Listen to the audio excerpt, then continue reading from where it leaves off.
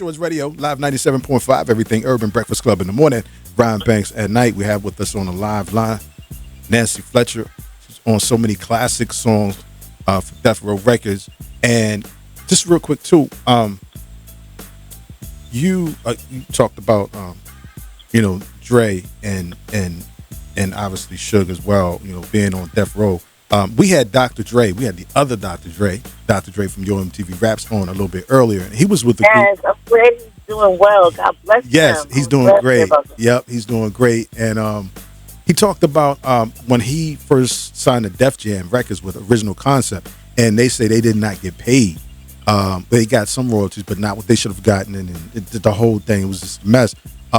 Did you get paid properly for your music? Well, not what I should.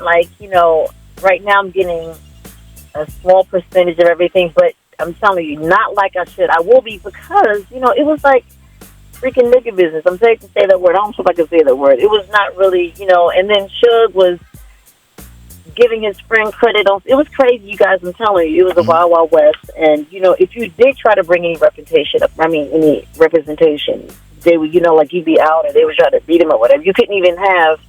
And then, Dre didn't really control, I didn't even get credits on a lot of my stuff. I only got credits on 2 songs on Snoop's album. Crazy. And then, there are a couple of people who sang songs and Suge and them would put their friend's name on the song so they can split the royalties, But look, and what could you do? Right. So girls that would sing, they was like, oh, that's me singing. And they would have their friend on the song. I mean, the difference credits. And this girl's getting royalties and, Suge and them getting it, and the real people that are doing the talent. But so I had to really work hard to get some of my stuff, and I'm still trying to get a lot of it, which I will. But it's not. I don't get what I should because I didn't handle my business. I couldn't. And no, look. Even if you did try to handle your business, you couldn't see. Suge and them, they had the paperwork. They had it. And what's crazy? One of my homies who wrote, he was like, even the guys that worked at the publishing company were in on it with Suge. They would, Suge would bully them, we heard. But, ASCAP, the people that worked at ASCAP, that's why I'm like, this industry, you can't even get around it because what can you do when that's the final line of business. When they're in cahoots with, they'll put anybody's name, they were getting a cut of it. Suge would say, okay, put my name as a writer, so-and-so, we'll give you a cut, we'll put. And then, they was putting their kid's name on the song. They was putting their homegirls' names on songs and splitting the royalties. I was like, hey, and what can you do? Just real quick, when Trump got into office, I said, Trump is running the White House like Suge ran Death Row. And he really did. And I'm telling you, I can't believe you took it. They have the exact type of personality. So I'm telling you, a lot of people that aren't talented try to get power so they can use that. And then, Suge was, they were, the reason why the company is down because they were all jealous of Dre because the real talent didn't want to do anything. And since they didn't have any talent, they knew that the whole thing would, fall down if they couldn't get the talented people to stay with them. So they tried to bully them. They tried to make you, just like Trump tried to force them to let him stay in the White House. Right. Nobody wants you on this. Anybody comes to you. Yeah, man. So it's the same thing. They want to hold on to power so bad that they will, and that's, I'm telling you, that's all it was. Jealousy, power. That's why Death Row. So,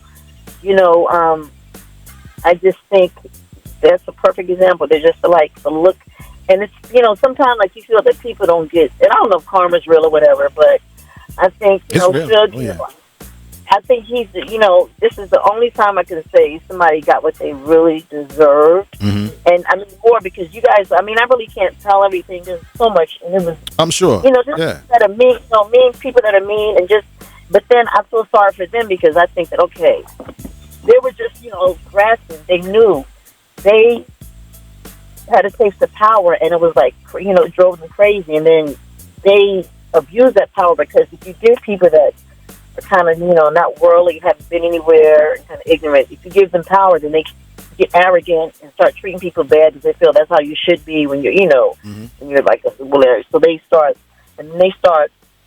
trying to get their friends in who aren't as talented, aren't talented at all, just so they can all have. It's just a whole big old. It was just a mess, and I feel bad that Tupac. Like I was always saying, I wish Tupac just would have came over there with Dre and us. I was like, if he could have just came over there with us, he would have been alive. Because it was so chill. It was all about work. No mess, no gossip, no da da da da da. Yeah. And I was just. That's what makes me upset because he fell victim to that whole environment, and there was a lot of negative energy. And now look at everybody. Now, I know there were rumors, and I don't know again, what it was, but from knowing Pac and being there, was he towards the end? Was he really trying to leave Death Row? Or was that just hearsay? I wasn't really. Look, I was really close to Johnny J, his producer, and his wife, Cappuccina. And I really, Pac and I only worked with him in the studio. We spent one time, me and Natasha, he cooked for us after we sang with him. It was beautiful. Tupac called us over just to show appreciation. Mm-hmm. He had cooked all this food for us, had drinks. It was like in the daytime. Nobody was in the Outlaws came over. It was all good, clean fun. We left early. That's the only time I've really been in a social environment with him besides the studio. Mm-hmm. And he never really told me anything like that. He was always just so nice and complimentary. But I know that this was after Pac died. Like I said, I was close to Johnny J, who was really close to Pac. He was, had to hide from Suge because he had to. Now he's one of the people that I know got his money, but he had to Johnny J. hide. Yeah, Johnny J. Okay. They screwed Suge because he got his money because they would try to take his money. He did everything, but everything, and they tried to bully him, and he was like, "Nah, son, nah."